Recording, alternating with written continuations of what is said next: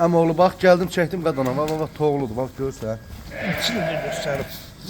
Toğulda tek bir var böyle kürək vurmuş. Get yeti toğullardı hamısı. Ver böyle. Tek bak.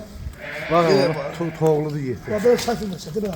Görürsən bak bu cürə toğullarda dedim. Bak bu cürə toğullar. Gel yerini göster toğulu değil mi? Bak görürsən bak toğuludur. Bak bunu da yerini göster hep toğulu. Bak görürsən azı. Bak hamısı hamısı birinci qarına toğuludur. Bak elə sınır geldim çektim. Bak toğullar görürsən. Hamısı da bak büyüne sabah doğası doğular. Görürsən. Bak bu da erkeğiydi.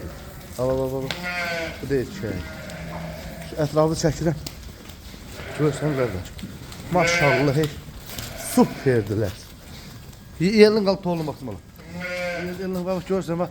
Hamısı belə büyüne sabah doğası doğur. Yok bak diyelim ben. Götür bak büyüne sabah doğası da. Bak. Hadi hayvan içəridədir.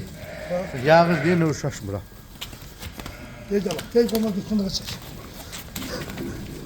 Görürsən əzizlərdə. 83 dənə toğludur, 83 dənə. Baba, hamısı da bax belə. Gəl yelin göstər. Atam balası. Bak görürsən hamısı Şabak. belə büyünə sabah doğası toğludur. Bak.